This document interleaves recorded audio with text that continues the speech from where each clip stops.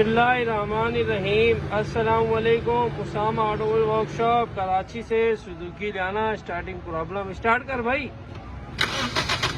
चलिए अभी ये लंबे लंबे सेल्फ मार रहे हैं इसके अंदर, लेकिन गाड़ी स्टार्ट होने का नाम नहीं ले रही। अगर स्टार्ट हो गई तो इसका हमने जो फाइंड आउट किया है इसका ऐसा लग रहा है कि इसके अंदर जो है गाड़ी के फ्यूल पंप के अंदर प्रेशर मौजूद है, जिससे गाड़ी स्टार्टिंग नहीं दिखा रही। तो इसको वर्कशॉप में लगाते हैं, फिर इसको खोल के चेक करेंगे।